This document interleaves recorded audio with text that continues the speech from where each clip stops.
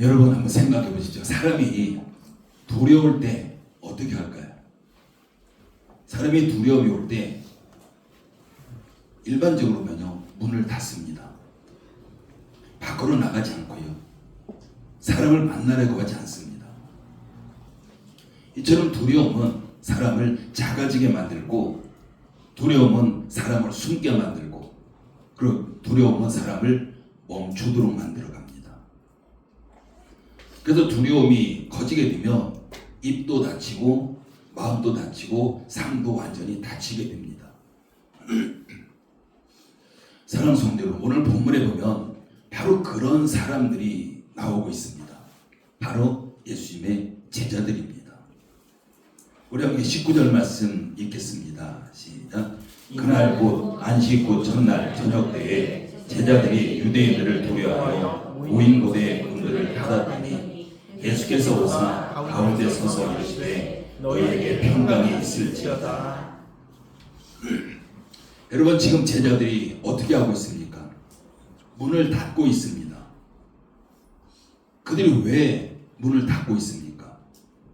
오늘 본문은 분명하게 그 이유에 대해서 이렇게 말씀하고 있습니다. 두려워하여. 지금 제자들이 두렵기 때문에 지금 문을 꽂고 걸어 잠그고 있는 거죠. 여러분, 예수님께 십자가에 달려 돌아가셨습니다.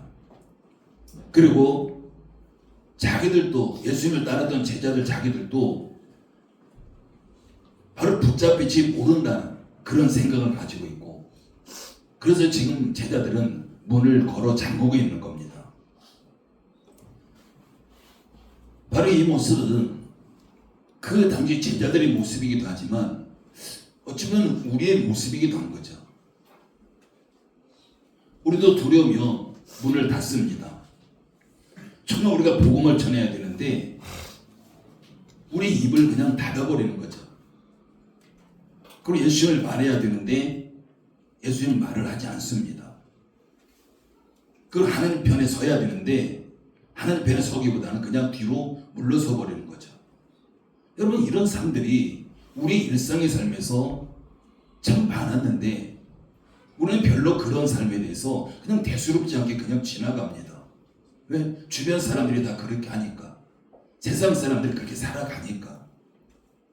그래서 우리가 그렇게 살아가면서도 전혀 어색하지 않은 이런 삶을 우리가 살아가고 있습니다. 그럼 우리가 왜 그렇게 살았습니까? 그 이유는 두렵기 때문이잖아요. 사람들이 두렵고, 그냥 사람들이 어떻게 반응할까? 또한 사람들이 거절하면 어떻게 할까? 또한 관계가 불편해지면 어떻게 될까?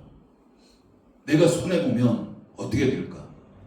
바로 그런 모습들이 두렵기 때문에 우리가 그냥 하나님 편에 서기보다는 그냥 뒤로 물러서는, 예수님을 전하기보다는 우리가 그냥 입을 닫아버리는,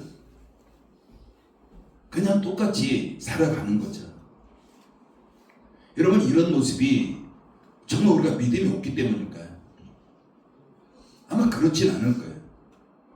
믿음이 없어서라기보다는 그냥 두려움 때문에 멈추는 경우가 훨씬 많습니다.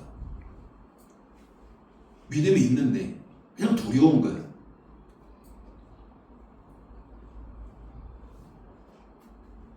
근데 오늘 본문을 우리가 자세히 보면요, 우리에게 참 너무나도 은혜로운 이런 말씀이 나옵니다. 물론 성경 전체가 다 은혜롭죠. 근데 우리가 오늘 본문을 보면은 너무나도 은혜로운 바로 그런 말씀이 나오죠. 바로 그 이유는 바로 예수님께서는 두려워서 문을 걸어 잠그고 있는 그런 제자들에게 찾아오셨다는 사실입니다. 그 두려움 때문에 문을 꽁꽁 걸어 잠그고 있는 거예요. 근데 그런 그들에게 예수님이 찾아오신 거죠. 바로 예수님께서는 문을 닫고 있는 제자들을 결코 외면하지 않으셨습니다. 두려워하고 있는 제자들을 그냥 버리지 않으셨고요. 실패한 제자들을 그냥 정리해버리지도 않았습니다. 오히려 그 두려워하고 있고 실패해서 무서워하고 있는 그런 제자들 가운데 들어오셔서 예수님이 가장 먼저 하시는 말씀이 무엇입니까? 너희에게 평강이 있을지어다라는 거죠. 여러분 실패한 제자들이고요. 정말 두려워서 그냥 무서워서 문을 거르잠그고 숨어있는 그런 제자들 가운데 예수님이 찾아오셔서 가장 먼저 하신 말씀이 너에게 평강이 있을지어다. 여러분 이 말씀인 거죠. 여러분 우리의 이 말씀 우리는 반드시 붙들어야 합니다. 예수님께서 우리 같으면 그렇잖아요. 너 왜 도망갔어? 라고 할 거예요. 왜 나를 버렸어? 왜 그렇게 믿음이 없어? 근데 예수님은 그렇게 말씀하지 않았습니다. 예수님께 두려워하고 있는 제자들에게 가장 먼저 하시는 것이 평강을 주십니다. 너에게 평강이 있을지어다 라는 거죠. 여러분 이게 복음인 거예요. 여러분 우리도 정말 우리가 정말 복음을 전하는 자라면 또 왜 이렇게 무서워하고 있어? 왜 나를 버렸어? 왜 이렇게 믿음이 없어? 이런 부정적인 언어보다 예수님처럼 너에게 평강이 있을지어다. 이게 축복하는 거예요. 그게 복음의 사람입니다. 여러분 복음이라는 것은 결코 책망으로 시작하지 않아요. 여러분 책망이 있다면 그 복음이 될 수 없습니다. 여러분 복음이 가장 기쁜 소식이잖아요.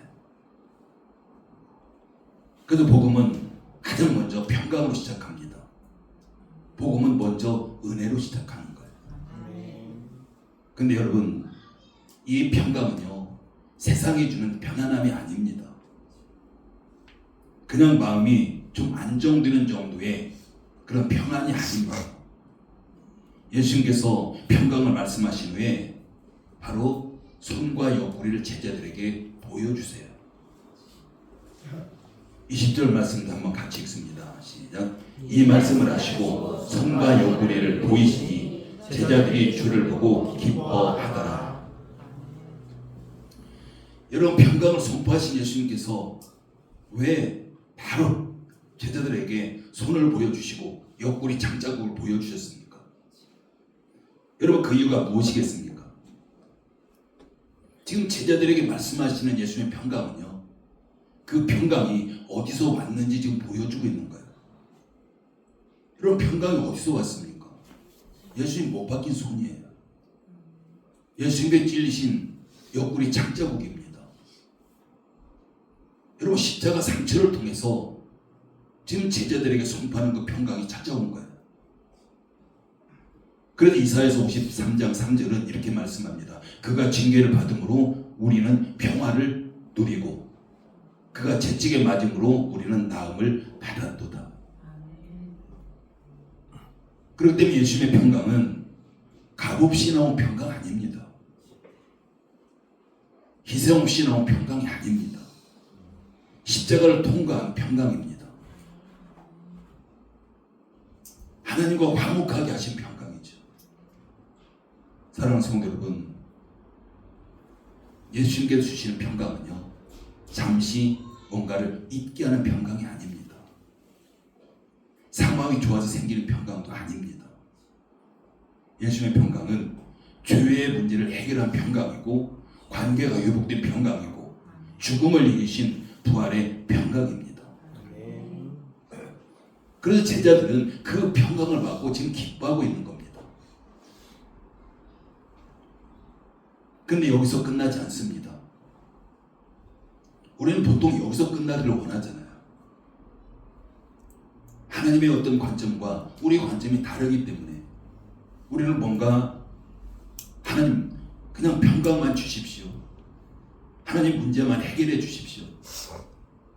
하나님 내 마음만 편하게 해 주십시오. 그럼 거기서 우리는 그냥 끝나기를 원해요. 나에게도 그냥 좀 끝나기를 원합니다. 근데 여기서 절대로 우리는 그리스도인은 여기서 멈추면 안 됩니다. 예수님께서 왜 평강을 주셨습니까? 제자들이 두려워하고 있기 때문에. 물론 맞죠. 근데 그게 예수님의 목적은 아닙니다.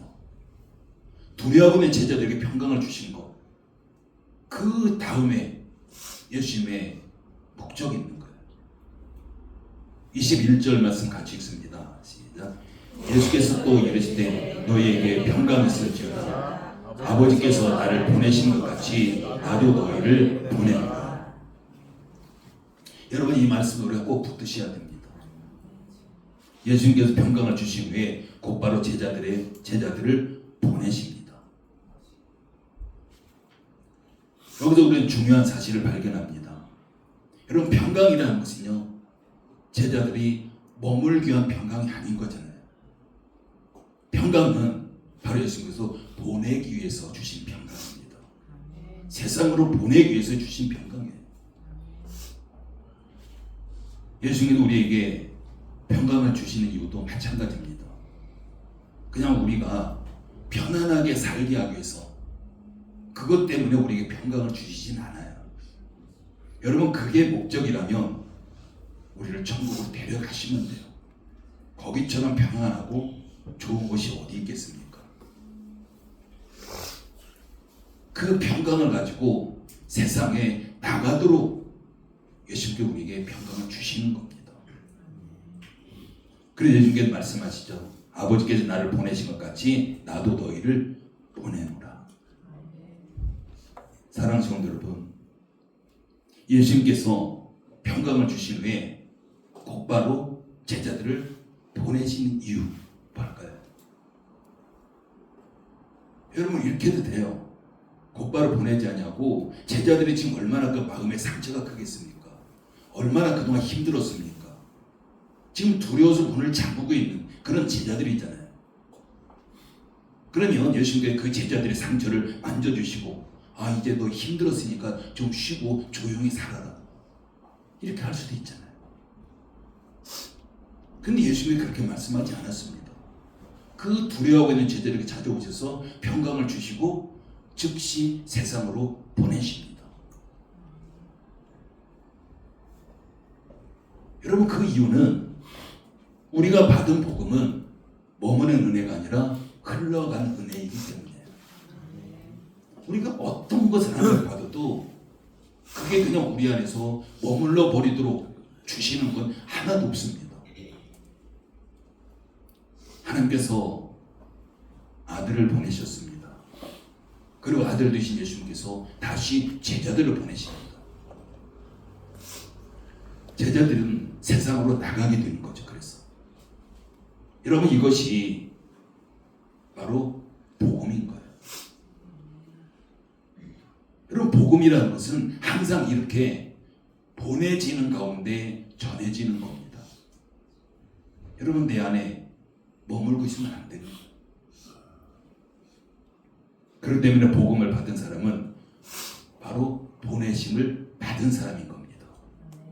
복음 받은 사람 중에 보내심을 받지 않은 사람 아무도 없습니다. 복음을 받았다는 것은 보내심도 같이 받게 되는 거죠.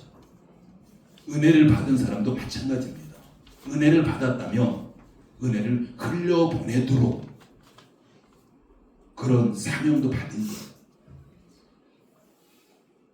평강을 받은 사람은 바로 세상으로 가야 될 사람으로 함께 보냄을 받은 겁니다. 근데 많은 그리스도인들이요, 받는 것은 너무 좋아해요. 거기까지 그냥 머물러 버리길 원합니다. 그런데 정말 우리가 하나님 앞에 받았다면 그것이 나에게 머무는 것이 아니라 흘러가도록 해야 되는 겁니다. 그래서 우리에게 하나님께 주시는 거죠. 그래서 예수님께서 말씀하십니다. 아버지께서 나를 보내신 것 같이 나도 너희를 보내노라 하는 거죠. 여기서 또 하나 중요한 것이 있습니다. 여러분, 예수님께서 누구를 보내십니까? 물론 제자들이죠. 지금 제자들의 상태가 어떻습니까? 여러분, 예수님께 보내시는 것은 담대한 사람 보내시지 않아요. 물론 그런 사람들 보내시겠죠. 완벽한 사람 보내시나요? 흔들리지 않는 사람 보내시나요? 그렇지 않습니다. 지금 두려워서 문을 닫고 있는 제자들을 지금 예수님께서 보내시고 있어요. 실패한 제자들을 보내시고 무너진 제자들을 보내시고. 여러분, 이것이 얼마나 큰 은혜입니까? 우리가 지금 상황이 어떠할지라도 우리는 하나님 앞에 쓰임 받을 수 있다는 사실입니다. 우리가 아무리 연약하고 부족하고 실패했다 할지라도 하나님은 결코 우리를 외면하지 않으시는 분이세요. 우리가 믿는 하나님은 완벽한 사람만 쓰시는 분이 결코 아닙니다. 하나님께서는 담대한 사람만 부르시지 않아요. 하나님께서는 그 부르신 사람을 준비시키셔서 사용하시는 겁니다. 뭐가 필요한 거 집어주셔서 사용하세요. 빨리 여러분, 이것이 복음의 방식이고 하나님께서 일하시는 하나님의 방식입니다. 여러분, 예수님께 제자들을 보내시면서 그냥 보내시지 않습니다. 22절 같이 읽습니다. 시작. 이 말씀을 하시고 그들을 향하사 숨을 내쉬며 이르시되 성령을 받으라. 여러분, 이 장면 너무나도 중요한 말씀이죠. 예수님께서 숨을 내쉬며 말씀하십니다. 성령을 받으라는 거죠. 바로 여기서 우리는 사도행 1장 8절과 자연스럽게 연결이 됩니다. 오직 성령이 너희에게 임하시면 너희가 권능을 받고 예루살렘과 온 유대와 사마리아와 땅끝까지 이르러 내 증인이 되리라 하십니다. 여러분, 요한복음에서는 성령을 받으라고 말씀하십니다. 사도행전에서는 성령이 임하시면이라고 말씀합니다. 여러분, 이 둘은 결국 같은 방향인 거예요. 성령이 임하시면 증인이 됩니다. 성령이 임하시면 보내심을 감당하게 됩니다. 성령이 임하시면 문을 열고 나가게 되는 거예요. 여러분, 복음 전파는요, 결코 열심만 가지고 되지 않습니다. 의무감만 가지고 되지도 않아요. 훈련했다고 되는 것도 아닙니다. 바로 복음 전파는 반드시 성령께서 역사하셔야 됩니다. 성령께도 권능을 주셔야 되는 거죠. 성령께도 우리 입을 열어주셔야 됩니다.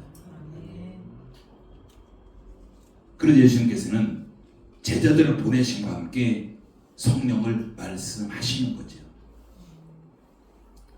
근데 우리는 여기서 좀 더 깊게 생각해 봐야 되죠.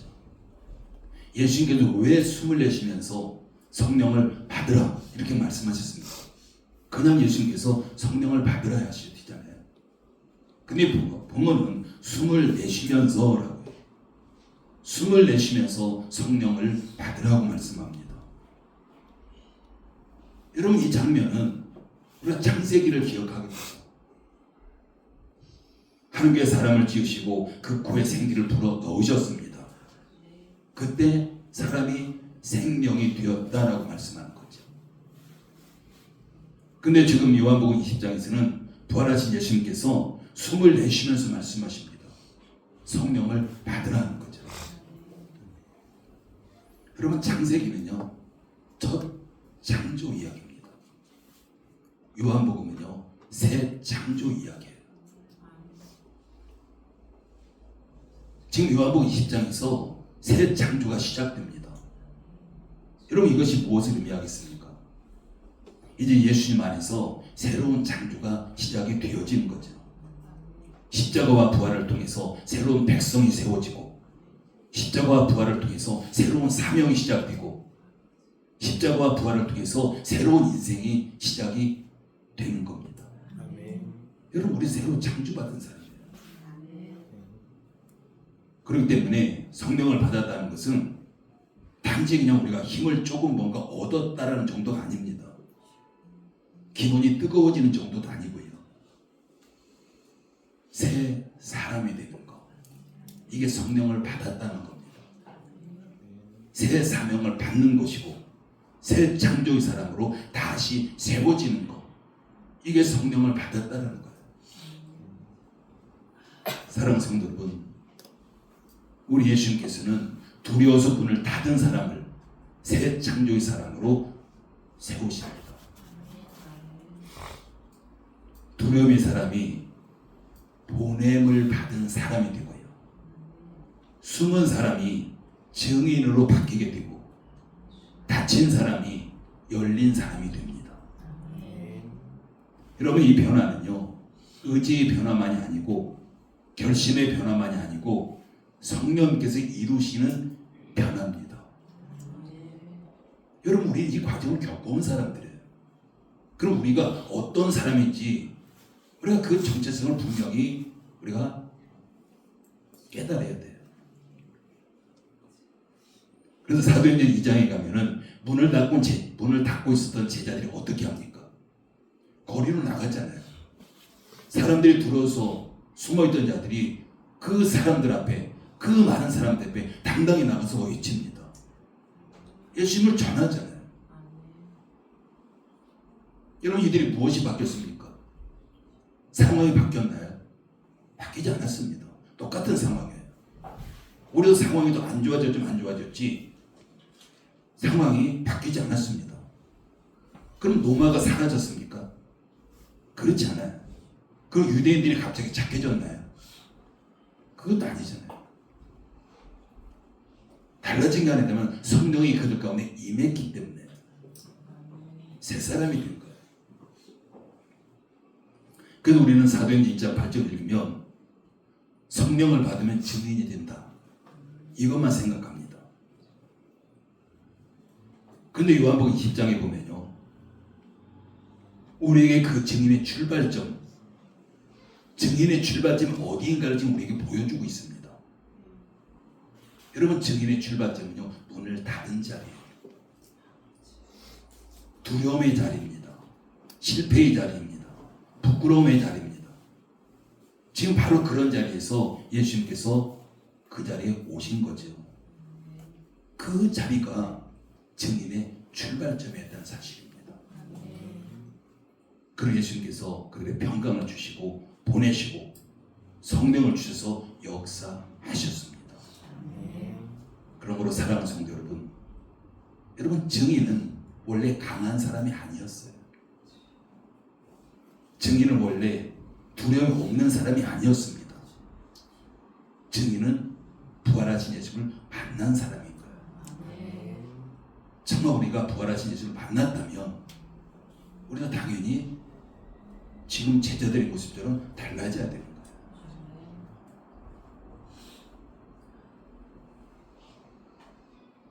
여러분, 증인은 또한 평강을 받은 사람이고 보내심을 받은 사람이고 성령을 받은 사람입니다. 그래서 오늘 본문 마지막 말씀을 우리 같이 한번 읽습니다. 23절 읽습니다. 시작. 너희가 누구의 죄든지 사하여질 것이요 누구의 죄든지 그대로 되면 그대로 있으리라. 여러분, 이 말씀의 의미가 뭘까요? 정말 우리가 누구의 죄를 사하고 사하지 않고, 여러분, 그런 어떤 의미로 예수님께서 말씀하셨을까요? 이건 그렇지 않습니다. 제자들이 자기 마음대로, 우리 마음대로 죄를 용서한다는 뜻이 결코 아닙니다. 이 말씀의 핵심은요, 복음이 죄의 문제를 결정한다는 거예요. 그러면 우리가 복음을 전할 때 복음을 받아들이는 사람, 받아들이지 않는 사람, 죄의 문제가 결정되잖아요. 거기서 여러분, 복음을 받으면 죄의 문제 해결되고, 복음을 거절하면 죄는 여전히 그대로 남아있습니다. 그럼 우리가 복음을 전하지 않으면 사람들 가운데 죄가 그대로 남아있게 되는 거예요. 우리가 복음을 전해서 누군가가 복음을 받아들이면 그 사람을 우리가 용서하게 되는 거예요.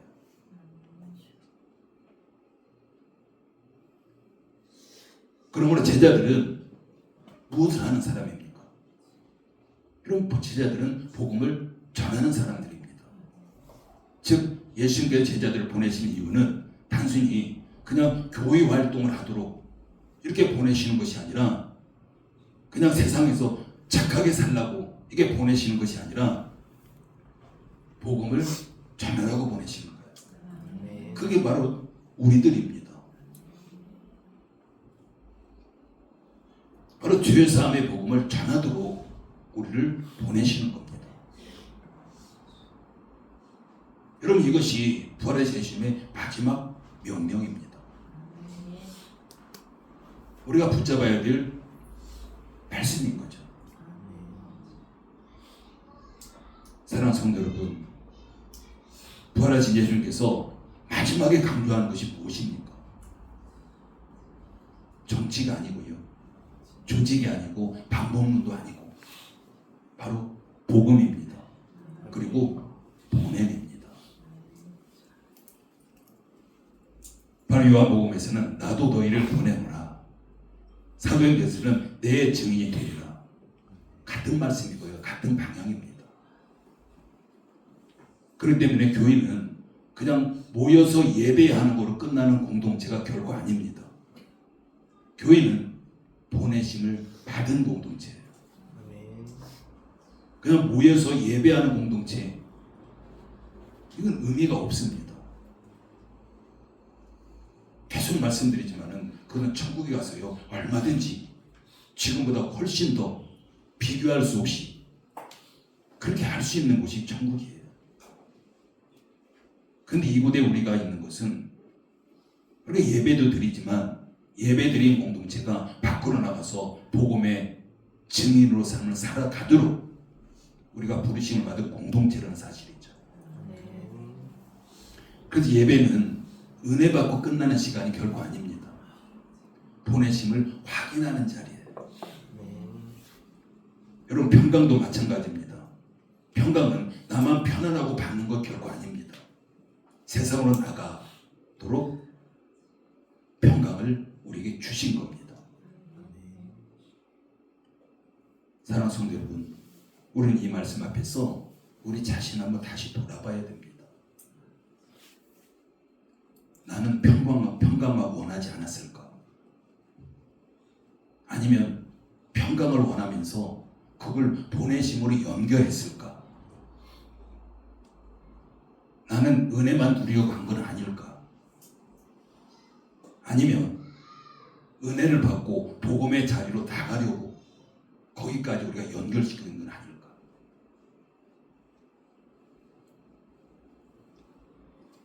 아니면 나는 제자들처럼 문만 지금 닫고 있는 상태는 아닐까?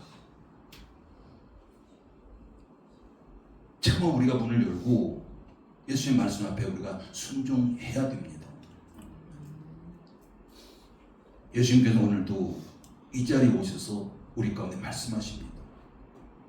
아마 우리 중에 정말 문을 닫고 있는 자도 있을 거고요, 하나님 앞에 참 나만 평안하면 되겠다라는 그런 평강을 구하는 사람도 있을 것이고, 근데 그런 우리 모두에게 지금 예수님이 이 자리에 오셔서 너에게 평강이 있을지어다 라고 선포하십니다. 그리고 그것으로 예수님이 끝내지 않으세요. 나도 너희를 보내노라. 이 자리에서 우리에게 모두에게 말씀하고 있습니다. 여러분, 평강을 받았다면 우리 나가야 됩니다. 은혜를 받았다면 전해야 됩니다. 부활을 믿는다면 반드시 우리는 증인으로 살아가야 됩니다. 교회 안에서 평강을 말하고 세상 앞에서 침묵하는 그런 삶으로 살아갈 수 없는 거예요. 예수님께 주시는 평강은 우리의 입을 열게 하는 평강입니다. 우리 발을 움직이게 하는 평강입니다. 우리 삶을 보내심의 삶의 자리로 바꾸는 평강입니다. 그래서 오늘 우리는 이렇게 결단해야 됩니다. 하나님, 문을 닫고 있는 사람으로 머물지 않겠습니다. 평강만 누리는 사람으로 머물지 않겠습니다. 보내심을 받은 사람으로 살아가겠습니다. 복음의 증인으로 살아가겠습니다. 여러분, 이게 그리스도인가요? 그냥 세상에서 빛과 소금, 물론 그건 당연한 거고요. 여러분, 한번 우리 자신도 한번 생각해 보십시오. 나는 지금 마음의 문을 닫고 있는 건 아닐까? 상처 때문에 문을 닫고 있는 건 아닐까? 두려움 때문에 문을 닫고 있는 것은 아닐까? 사람들 때문에 문을 닫고 있는 것은 아닐까? 실패 때문에 문을 닫고 있는 건 아닐까? 그래도 괜찮습니다. 예수님 그 가운데 오셔요. 그 가운데 오셔서 우리에게 평강을 선포하십니다. 그 평강 붙잡으시면 돼요. 그 평강 붙잡으시고 예수님께서 나도 너희를 보내노라, 그 말씀도 붙잡고 세상으로 나가면 됩니다. 정말 우리는 이 두 말씀을 함께 붙잡아야 됩니다. 평강도 붙잡고 보내심도 붙잡아야 되고요. 은혜도 붙잡고 사명도 붙잡아야 됩니다. 위로도 받고 증인의 자리도 받아야 됩니다. 그래서 우리는 이 두 가지 붙잡고 세상으로 나갈 때 하나님께서 반드시 우리 삶 책임져 주실 겁니다. 하나님께서는 보내심에 순종한 사람들 축복하십니다. 여러분, 우리가 세상에 나가서 복음을 증거할 때 많은 거 필요하잖아요. 하나님 그거 책임지십니다. 아무것도 없이 거지처럼 그냥 복음을 전하라고 하지 않습니다. 우리가 하나님 앞에 구하는 거 생각해 보십시오. 우리가 그걸 왜 구할까라는 거죠. 그건 하나님께서는 왜 우리에게 그걸 들어줘야 될까? 거기까지 한번 생각해 보십시오. 여러분이 구하고 있는 거 하나님께 그걸 왜 들어줘야 되겠습니까? 이 땅에서 잘 살아야 되기 때문일까요? 하나님의 자녀가 이 땅에서 힘들기 때문일까요? 그게 유일한 목적이라면 그냥 우리를 천국 데려가시면 됩니다. 그럼 그 이상 완벽하게 해결되는 방법 없습니다. 그런데 하나님께서 우리가 구하는 거 주시는 것은요, 그걸 가지고 세상에서 복음의 증인으로 살아가도록 주시는 거예요. 바로 오늘도 부활하신 예수님께서 두려움에 닫힌 우리 마음을 활짝 열어주시고 우리를 세상으로 지금 보내시는 겁니다. 사랑하는 성도 여러분, 평강은 머무는 은혜가 아니라 보내는 은혜입니다. 하나님께서 뭘 구해도 그걸 증인과 연결시키십시오. 그럼 하나님께서 반드시 들어주실 겁니다. 하나님, 내가 복음의 증인으로 살기 위해서 이게 필요합니다. 하나님 우리에게 일을 시키신 거잖아요. 그럼 그 도구, 연장 다 우리에게 들어주시는 거예요. 그게 축복인 겁니다. 하나님, 내가 이 땅에서 잘 먹고 잘 살아야 되고, 그런 축복은 없는 거예요. 오히려 그런 축복은요, 마귀 사탄에게 구하면 더 빠르게 응답될지 몰라요. 마귀 사탄에게 구하면 마귀가 막 들어주면 그런 사람이 하나님 앞에 나갈까요? 타락합니다. 멸망으로 가는 거예요. 마귀는 그걸 알기 때문에 오히려 더 빠르게 들어줄 수도 있어요. 그래서 우리는 축복에 머무는 것이 아니라 우리가 복음의 증인으로까지 연결시키는 삶을 살아갈 때 우리 모두가 이 땅에서 하나님께 주시는 풍성한 축복으로 공급받으며 살아가게 될 줄 믿습니다. 기도합니다. 아버지 하나님, 은혜를 감사를 드립니다. 오늘 말씀을 통해서 부활하신 예수님께서 두려움 속에 있던 제자들 가운데 오셔서 너희에게 평강이 있을지어다 말씀하신 것을 들었습니다. 세상 속에 살아가며 염려와 두려움, 마음의 문을 닫고 살았던 저희의 모습을 말씀 앞에 내려놓습니다. 그러나 예수님께서 우리에게 평강을 주실 뿐만 아니라 또한 우리를 세상으로 보내신다는 것도 깨닫게 하시니 감사를 드립니다. 이제 저희가 평강만 누리는 그런 사람이 아니라 보내심을 받은 사람으로 살아가겠습니다. 복음의 증인으로 살아가겠습니다. 우리의 연약함을 아신 하나님, 성령께서 우리를 붙들으시고 도와주셔서 삶의 자리에서 예수님을 드러내며 복음을 전하는 그런 삶을 살아가게 하여 주시옵소서.